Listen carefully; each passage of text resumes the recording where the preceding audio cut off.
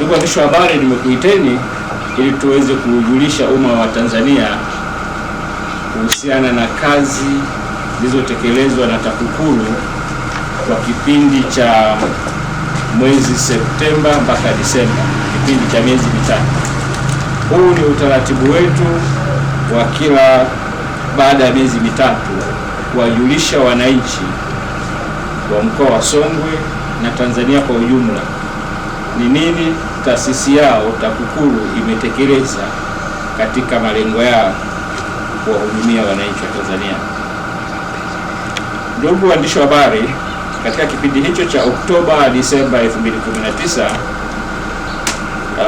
TAKUKURU mkoa wa Songwe ilifanikiwa kumkamata mhandisi wa majengo halmashauri ya wilaya ya Songwe kwa makosa ya kuomba na kupokea rushwa hongo ya shilingi $150,000.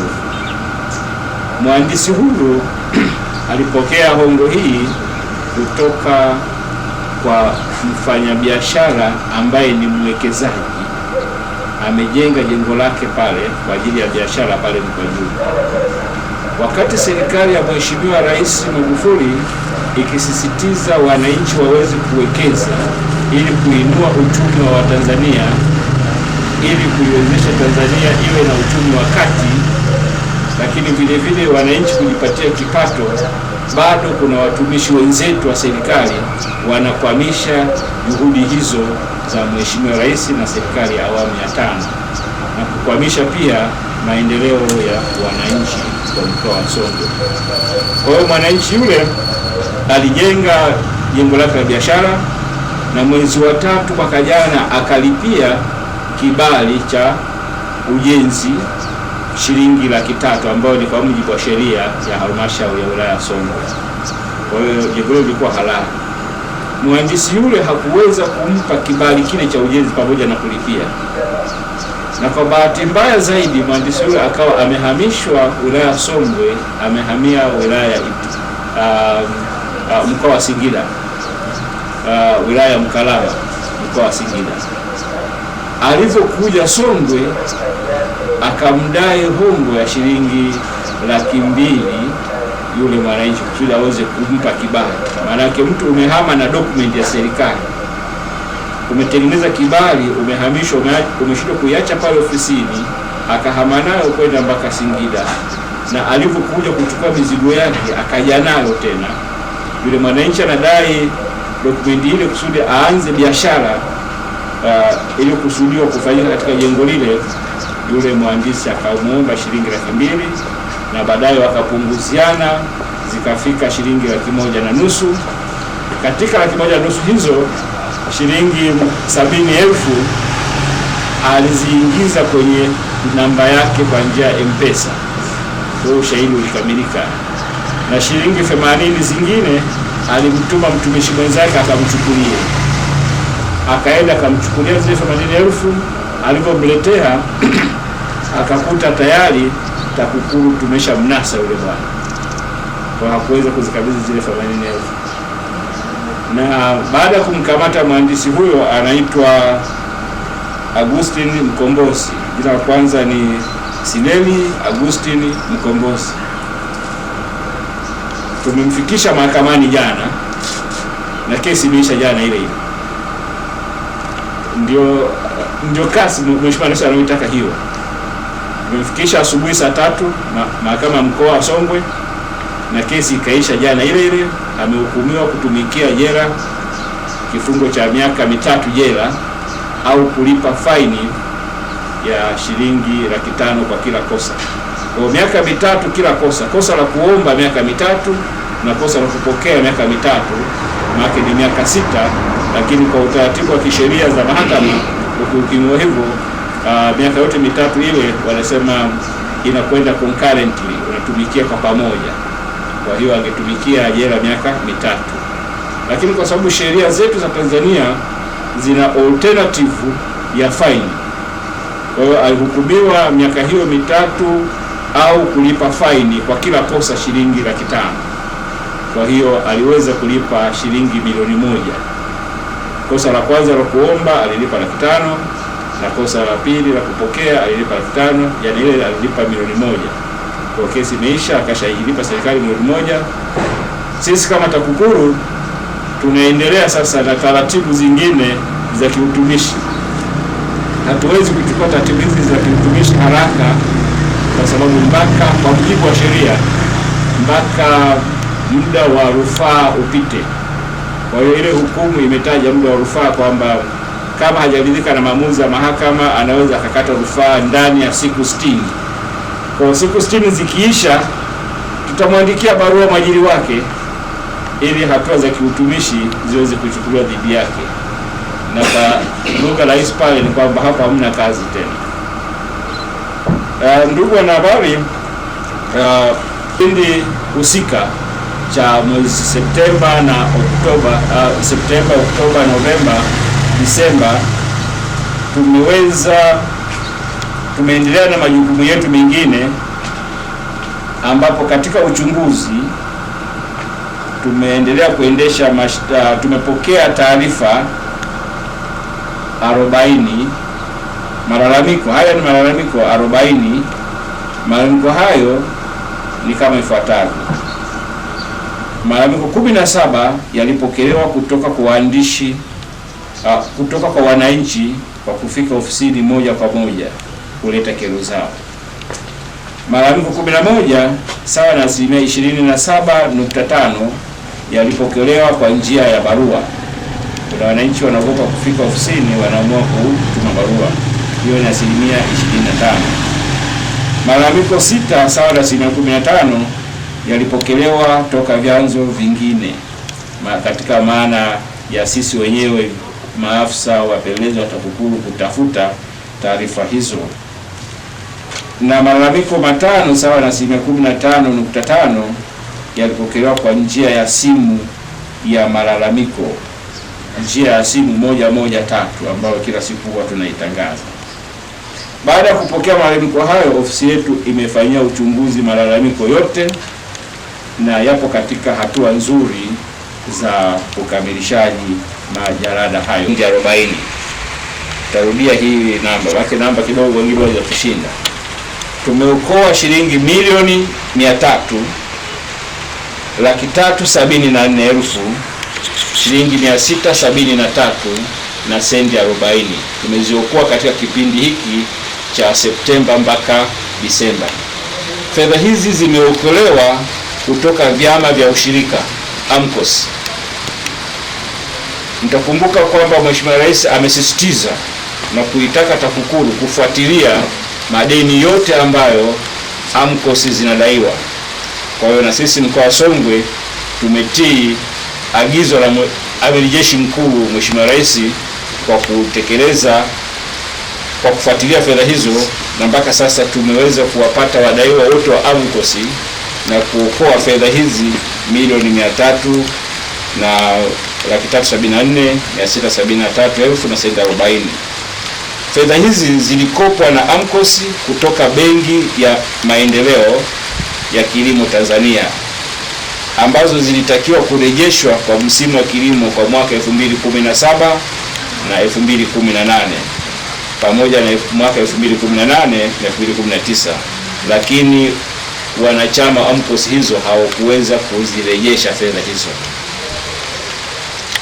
Katika uelimishaji umma kuhusu rushwa na madhara yake, ofisi yetu iliendelea kuelimisha makundi mbalimbali ambayo ni wanafunzi, vijana, wanawake, wanachama wa vyama vya siasa, ukizingatia kwamba mwezi wa 11 tulikuwa na uchaguzi wa serikali za mitaa. Kwa hiyo tulielekeza nguvu kubwa zaidi katika kuelimisha wanachama wa vyama vya siasa na viongozi wao pamoja na wapambe wao ili kujiepusha na rushwa katika uchaguzi. Kwa ujumla wake, Oktoba mpaka Disemba, TAKUKURU mkoa wa Songwe imeweza kufanya jumla ya mikutano 121, mikutano na wananchi, mikutano 121, semina tumeziendesha 61. Vile vile tumefungua na kuimarisha vilabu vya wapinga rushwa 110 tumeandika makala 4 pamoja na maonesho matatu. Tumefanya maonesho matatu. Vile vile ofisi yetu imeweza kutembelea na kukagua miradi 10. Mtakumbuka tulivyokutana kwa mara ya mwisho hapa mwezi ule wa Septemba, nilisema kwamba tuna kipaumbele cha kukagua miradi yote ya TANROADS. Nashukuru mlitoa coverage nzuri sana katika media zenu kwamba TAKUKURU imeamua kukagua barabara zote za TANROADS. Na ni kweli tulikagua barabara zile za TANROADS. Baadhi zilionekana zina matatizo madogo madogo ambayo tuliweza kuwashauri waweze kurekebisha, lakini barabara zingine wanajenga bila kuwahusisha wananchi wa maeneo yale. Ukimuuliza hata mwenyekiti wa kijiji au wa kitongoji hajui barabara ile ina urefu kiasi gani, ina upana kiasi gani, lakini ni barabara ya wananchi. Kwa hiyo tumeweza kuongea na wananchi na serikali za vijiji tulikopita, na tukawashauri TANROADS kwamba ni vyema kila barabara inayojengwa iwekewe kibao kile cha kuonesha kwamba inajengwa, lakini vile vile wawashirikishe wadau wa barabara ile. Kwa ukaguzi wa barabara za TANROADS tuliendelea kukagua miradi mingine ambayo jumla yake ilikuwa ni miradi ya milioni 10,532 na 59,130. Miradi hiyo iliyotembelewa ni ujenzi wa soko la kimataifa la mazao na mifugo Kakozi. Mradi huu unatekelezwa kwa force account yenye thamani ya shilingi bilioni 8,645,000. Sasa mradi wa Kakozi una matatizo na tumeupeleka kwa kasi kidogo, mpaka kuna mkandarasi mmoja tulimweka mahabusu hapa siku 3 kwa sababu aligoma kupeleka kokoto na tofali pale. Hela amelipwa zote, kalipwa hela zote, lakini hapeleki material pale. TAKUKURU kwa kushirikiana na ofisi ya mkuu wa mkoa tuliweza kumkamata yule bwana, tukamleta hapa, tukamhoji na tukamwambia kwamba tutakufungulia kesi ya uhujumu uchumi. Tukamweka mahabusu hapo siku 3. Baada ya kumtoa ameenda sasa anatekeleza. Hapo kidogo tumeweka nidhamu katika utekelezaji wa mikataba hiyo ya serikali. Haiwezekani mtu aingie mkataba na serikali alafu anaanza kusuasua. Mnamwambia bwana utapeleka ile, ambaye sasa hivi magari yangu hayana mafuta kupeleka. Kwa hiyo anatukwamisha serikali wakati hela tulishamkabidhi tayari. Hiyo haikuwa sahihi hata kidogo. Kwa hiyo ndio hali ya mradi wa Kakozi kwa sasa unaanza kutekeleza, lakini bado TAKUKURU tunaendelea kufuatilia hatua kwa hatua mpaka pale utakapokamilika. Tenezo ya kipindi maalum na kawaida ya barabara ya Kakozi Ilonga wenye thamani ya shilingi milioni 197,887,000. Vile vile tumekagua ujenzi wa daraja la Msisiwe lililopo kata ya Mpemba, halmashauri ya mji Tunduma wenye thamani ya shilingi milioni 43,881,000 na shilingi 300. Tumekagua vile vile ukamilishaji wa jengo la OPD zahanati ya Katete Mpemba wenye thamani ya shilingi milioni 32,375,000.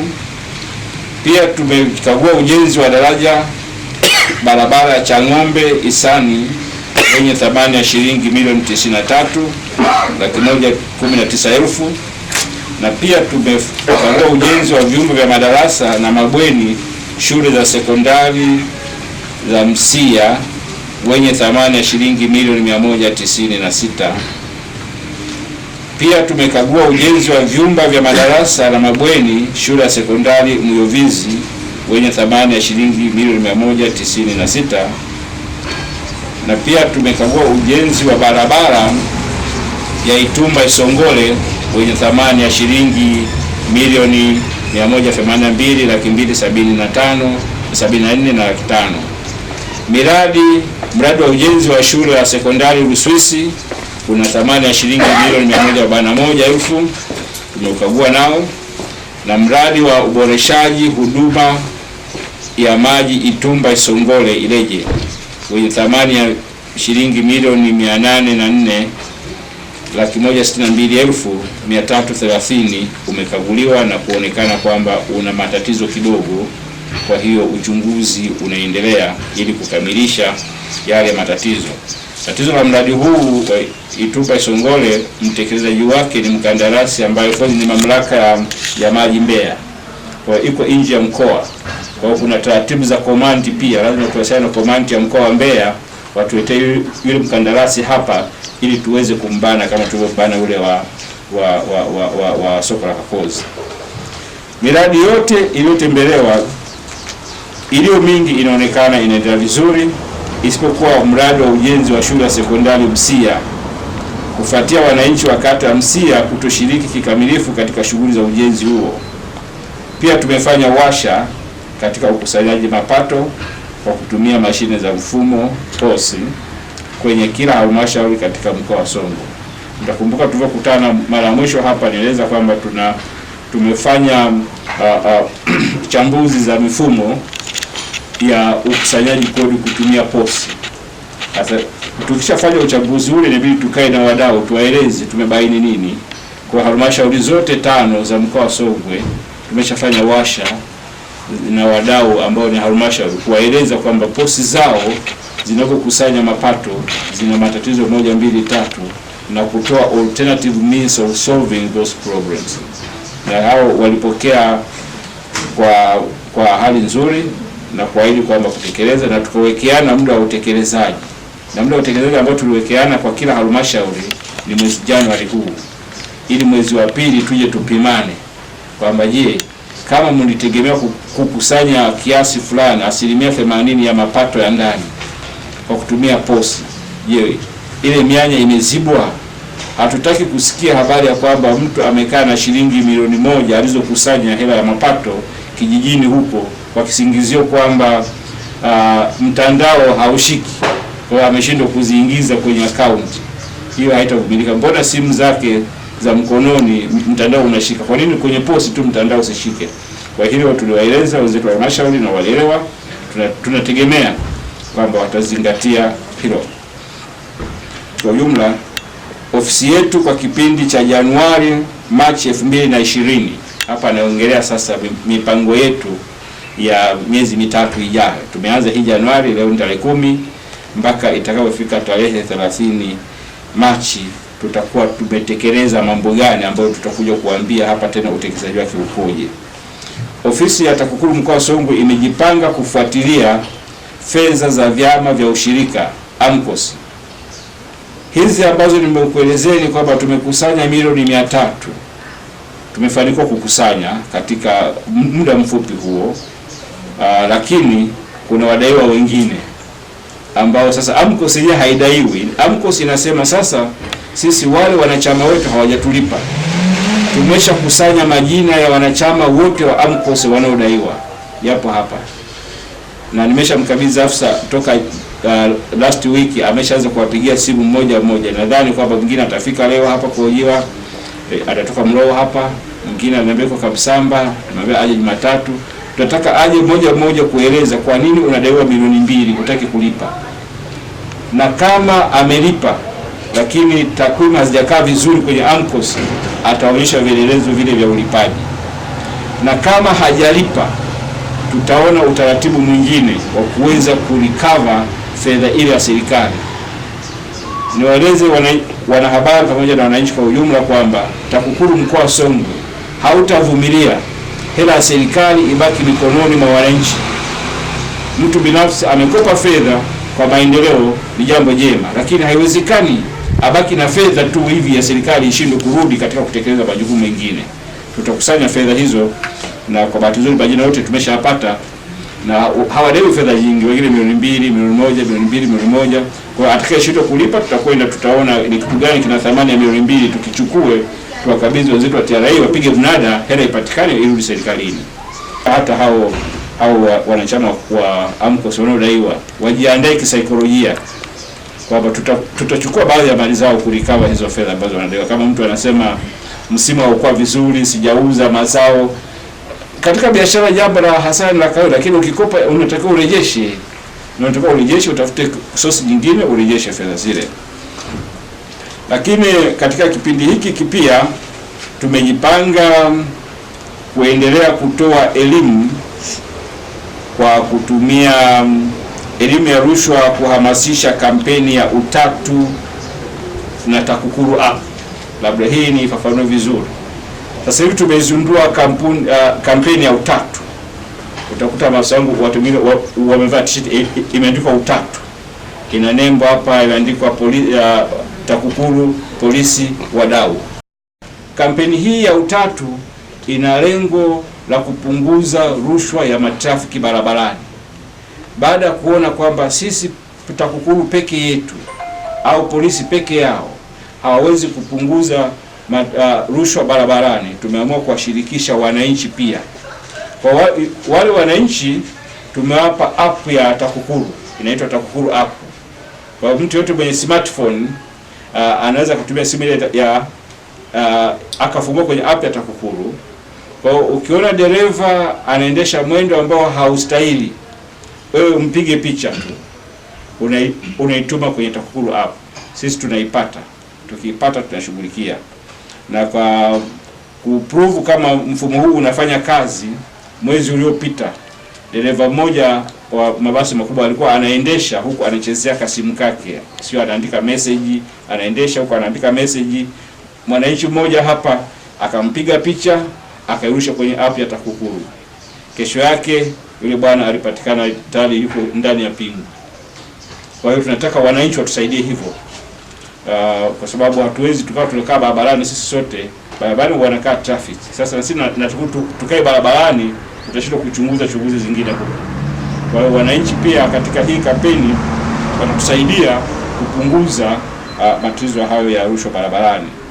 Na hivyo katika kipindi hiki cha Januari mpaka Machi tutatilia nguvu kubwa sana kuendelea kuelimisha wananchi wa rika mbalimbali, sehemu mbalimbali katika mkoa wetu wa Songwe, ili waweze kuitumia hii app vizuri kama tuliweza kuelimisha katika matumizi ya namba 113 ya kutumia taarifa. Basi hii sasa ndio ajenda muhimu ya kuelimisha wananchi waweze kutupa taarifa za uvunjifu huko. Hiki cha Januari mpaka Machi tunaendelea na kampeni ya Vunja Ukimya. Vunja Ukimya ni kampeni ya rushwa ngono, kwamba tumebaini kwamba nchi yetu sasa imegubikwa na wimbi kubwa la rushwa ngono. Kwa hiyo tumeamua sasa kulivalia njuga kupunguza rushwa ngono katika maeneo ya kazi, mashuleni na kwenye vyuo. Kwa hiyo tutapita kwenye vyuo mbalimbali huko kuongea na wanachuo, kuchunguza, kuelimisha na kuhamasisha ili waweze kutoa taarifa. Na kwa bahati nzuri sana wenzetu wameshafanikiwa. Dodoma pale juzi wameweza kumkamata mwalimu mmoja akiwa na mtoto wa chuo, lakini mtoto wa chuo yule ndio alikuwa anataka kumhonga mwalimu ili amuongezee GPA. Lakini mkoa mwingine pia wameweza kumkamata mwalimu akiwa na mtoto wa sekondari wa miaka 17. Nafikiri na ile itakuwa sasa ni kesi ya kubaka sasa, sababu miaka 17 ni hatari. Kwa hiyo hii yote ni kutokana na kuhamasisha kwenye mashule na vyuo kuhusiana na vunja ukimya. Maana yake, kwa nini tunasema vunja ukimya? Watu wengi wanaomba rushwa ngono halafu anakuwa kimya, anaona aibu. Sasa tunawahamasisha kwamba usione aibu, wewe njoo tu, sababu mimi nimeombwa, kusudi sisi tusaidie kulimaliza hili tatizo. Ndio maana ya vunja ukimya mpaka Machi, na hii itakuwa endelevu mpaka itakapofika Oktoba. Hii itakuwa endelevu mpaka kufika Oktoba. Ni ajenda ya uchaguzi mkuu, ajenda ya uchaguzi mkuu wa mwaka 2020. TAKUKURU tutaendelea kufuatilia na kuchukua hatua kali dhidi ya wanachama wa vyama vya siasa vyote watakao kiuka taratibu za uchaguzi. Taratibu za uchaguzi hizo ni kwa mujibu wa kanuni za maadili ya uongozi za chama toleo la 2017 ibara ya 6 ibara ndogo ya 7. Sasa hiyo inakataza mtu kuanza kampeni kabla ya wakati. Hatutegemei mgombea yote wa chama cha siasa aanze kampeni mwezi Januari au Februari au Machi, mpaka tume ya uchaguzi itakavyotangaza ikipuliza kipenga tuanze kampeni ndio tutaanza.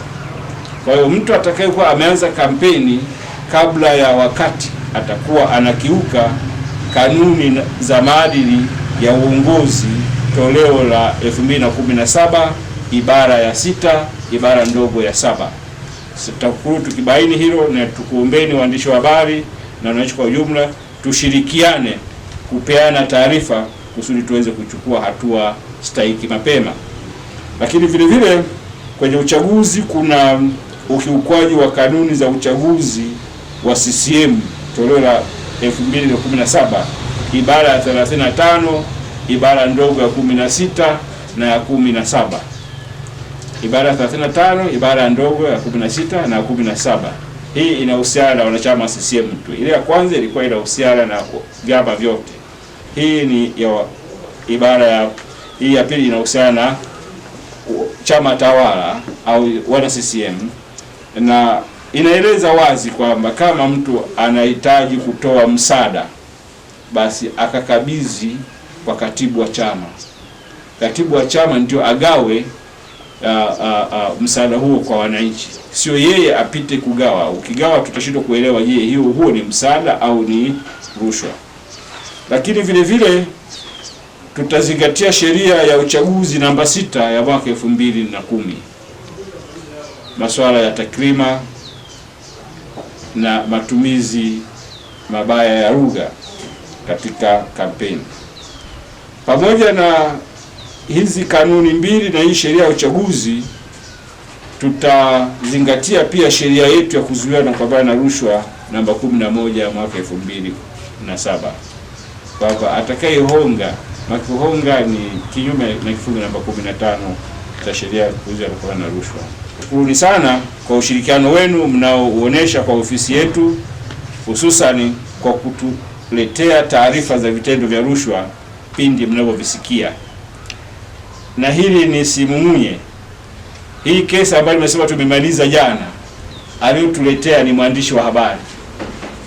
Alikuwa Songwe, kapata taarifa hiyo, akatutumia hiyo taarifa, ikamfikia naibu wangu wa kamanda wa TAKUKURU mkoa, akanijulisha mimi, na mimi nikamjulisha kamanda wangu wa TAKUKURU Songwe kule, fuatilia mara moja, hakikisha huyo bwana unamkamata. Na ni kweli huyo mtuhumiwa alikamatwa akiwa anapanda gari aanze safari ya kwenda Singida. Akakamatwa akawekwa mahabusu pale Songwe.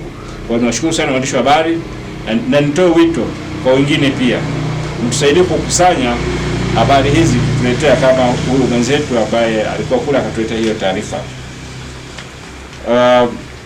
Lakini vile vile nitoe wito kwa viongozi wote wa vyama vya ushirika AMCOS kuhakikisha kuwa fedha zote wanazodaiwa na benki mbalimbali pamoja na wanazodaiwa na wananchi wahakikishe zinawafikia wahusika kabla ofisi yetu haijawafikia wao kwa nguvu.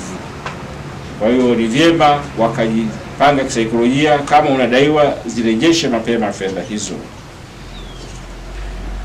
Ninawashukuru nyote kwa kufika na kudisikiliza. Ninaamini mtafikisha taarifa hii kwa wananchi pamoja na watumishi wa umma, ili kila mmoja atambue wajibu wake katika mapambano haya kwa ustawi wa maendeleo ya kiuchumi na kijamii katika taifa letu. Asante sana kwa kusikiliza. Dr. John Joseph Pombe Magufuli, Rais wa Jamhuri ya Muungano wa Tanzania awamu ya 5, kwa kutupa gari 43 za kufanyia kazi. Aliipa TAKUKURU gari 43. Nafikiri waandishi wa habari mtakuwa mlifahamu na wananchi walijulishwa hilo. Katika gari zile 43, mkoa wa Songwe tumepewa gari 2. Muone jinsi tulivyo na bahati, kwamba mikoa iko 20 na ngapi, 28, lakini gari zile 43, maana zingine zimebaki pale makao makuu kwa ajili ya shughuli za wakurugenzi, lakini mkoa wa Songwe tumepewa gari 2. Kuna mikoa haijapata gari hata moja. Waulize mkoa wa Mbeya, hawana gari hata moja waliopewa. Lakini kwa kuijali kwamba mkoa wa Songwe bado ni mkoa mpya, tumepewa gari 2. Na gari 2 hizo zinakwenda wilaya 2. Wilaya ya Songwe Mkwajuni kule na wilaya ya Momba.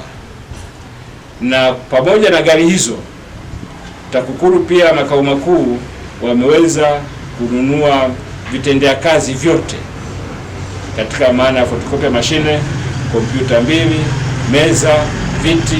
Nafikiri makamanda wa wilaya hapa mmeshapata, sio? Maana na kamanda wa Songwe huyu hapa na kamanda wa Momba huyu hapa. Nafikiri kuna baadhi ya vifaa tulishavipeleka, lakini vifaa vyao vingine tunavyoendana hapo: photocopy mashine, kompyuta 2, printer, scanner. Vyote hivyo ni vya utendaji kazi ili wakatekeleza majukumu. Kwa hiyo napenda kuchukua fursa hii kujulisha umma wa wananchi wa Songwe kwamba tumewezeshwa kutekeleza majukumu yetu ipasavyo. Kwa kila kona sasa tutakuwepo. Makamanda wangu watakuwa sasa mobile kuwafikia wananchi wenye shida na malalamiko mbalimbali kuhusiana na matatizo ya rushwa ili kuweza kuwahudumia. Lakini kamanda peke yake na gari hatafanya kazi.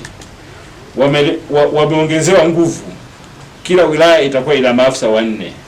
Kwa tunategemea kule Mkwajuni wilaya Songwe itakuwa ina maafisa 4 na Momba pia itakuwa ina maafisa 4. Kwa hiyo hawatakuwa na sababu ya kushindwa kuwafikia wananchi kwa wakati. Nategemea tutahudumia wananchi kwa kiwango cha hali ya juu sana. Baada ya kusema hayo, naomba mbele zenu nikawakabidhi magari pale. Kuna gari hii hapa. Hii gari hapa ni wilaya Songwe.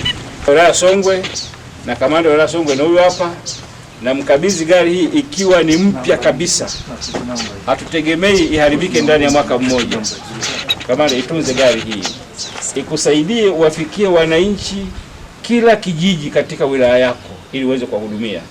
Na mkabidhi gari iko nzima kabisa. Asante. Hii hapa ni gari ya wilaya ya Momba. Gari ya wilaya ya Momba, na gari hii ni mpya. Ndio kati hizo ambazo nimesema gari 43 ambazo Mheshimiwa Rais alitukabidhi. Hii hapa na mkabidhi kamanda wa wilaya ya Momba. Hapo ndani zinakuwa katika kamanda wa Momba nakabidhi gari ikiwa mpya, itunze. Hakikisha gari hii inawafikia, inakuwezesha kuwafikia wananchi wilaya zote, wilaya nzima, vijiji vyote vya Momba ili uweze kutoa huduma iliyo bora zaidi. Kwa majina naitwa Adam Mahali, ndio kamanda na ni kaimu kamanda wa TAKUKURU wilaya ya Momba. Kwa kusema kweli, changamoto ya usafiri ilikuwa kubwa sana ukizingatia wilaya ya Momba ilivyokuwa kubwa. Kwanza ukiangalia ni kwamba tunapakana na nchi jirani kama Zambia, alafu na mkoa wa Rukwa. Na kwa kipindi cha nyuma ambapo kwa msaada huu kwa hii vitendea kazi tumepewa kama magari, itakuwa ni suluhisho kubwa sana. Kwanza kwa kupata taarifa kutoka kwa wananchi na pia na sisi kutekeleza kuwafikia wananchi kwa wakati. Cassian Kahimba ndiye kaimu mkuu wa TAKUKURU wilaya ya Songwe. Kwa kweli, ndugu waandishi wa habari, kwanza napenda kumshukuru sana Mheshimiwa Rais wa Jamhuri ya Muungano wa Tanzania Dr. John Pombe Joseph Magufuli kwa kuweza kuiwezesha taasisi hii kuweza kupata vyombo vya usafiri ambavyo kwa kweli vitasaidia sana. Lakini katika usafiri ule, kwanza ilikuwa ni gharama kubwa kwa upande wa taasisi na serikali, kwa sababu unapochukua pikipiki kwenda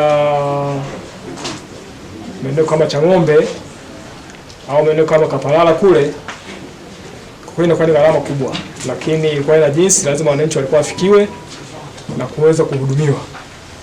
Lakini hivi sasa kama mnafahamu, kwa ni mwaka wa uchaguzi, tutakuwa na kazi nyingi za kuwafikia wananchi, ikiwa ni pamoja na kuelimisha. Kwa hiyo kwa kutumia vyombo hivi ambavyo leo tumekabidhiwa rasmi, itaisaidia taasisi ndani ya wilaya ya Songwe kuweza kufanya majukumu yake kwa wepesi na kwa urahisi. Kwa kweli, kwa hilo nashukuru sana viongozi wangu.